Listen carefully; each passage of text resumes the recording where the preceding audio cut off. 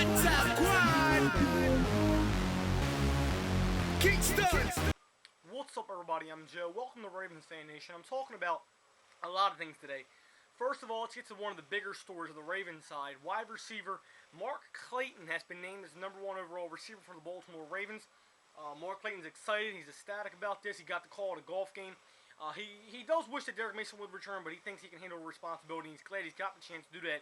He's glad that John Harbaugh and Ozzie Newsome and whatnot and Cam Cameron did choose him to be the #1 overall starter. Also, the Baltimore Ravens have signed wide receiver Drew Bennett, formerly of the St. Louis Rams. He only played one game in St. Louis last year because of a broken foot, but he had a productive season in 2004 with like 28 touchdowns or whatnot.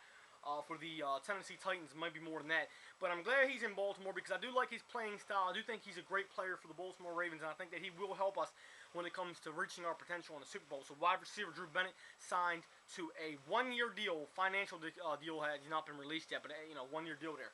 Also, let's get to the bigger story. AC Milan versus Chelsea in Baltimore at M&T Bank Stadium. As you all know, I'm from Pittsburgh. But my home is Baltimore. And while I love the soccer, I don't really like that. I'm not hysterical about it, but I do love it. It's a great sport to watch. I was hoping they would play at Heinz Field because obviously Heinz Field's about an hour from my house. M&T Bank's about 4.5 hours. I was down in Baltimore today, though. A lot of crowds.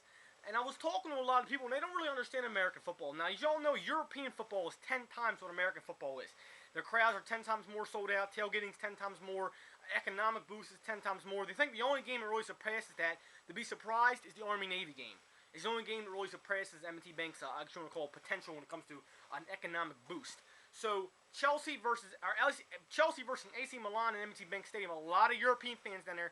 I was talking to a couple kids, or guys, younger guys, and brought their wives. They were from over in Scotland. I was talking to somebody that was from Italy. Somebody else was from the Czech Republic. I mean, it was a lot of people down there in M&T Bank Stadium in Baltimore, and every single one of them said, this is a lovely city, this is a lovely stadium. But one guy told me, the guy from Scotland told me, you know what, you might have American football, you might have the Ravens, but, we're coming in, we're taking over. And I think he meant that as a not a really sarcastic comment, but he was being just funny about it. But anyway, AC Milan, go check it out. It's on ESPN right now. I'm not a huge soccer fan. I really don't follow it. It's probably at the bottom of my list, right above like tennis or something, or lacrosse.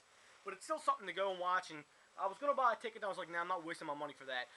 Also, I got 2 tickets. I want to mention that real quick. The Bears game down in Baltimore, and the Steelers game up here in Pittsburgh I got.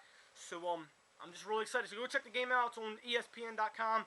And if you really notice, a lot of the fans that are watching these games don't really care about Baltimore. They don't really care about M&T Bank. They just care about their soccer team. If you notice one thing about soccer, their city don't matter. The fans don't matter. It's the team that matters. I'm Joe. I'll check you out later. Don't forget to catch that game right now on ESPN.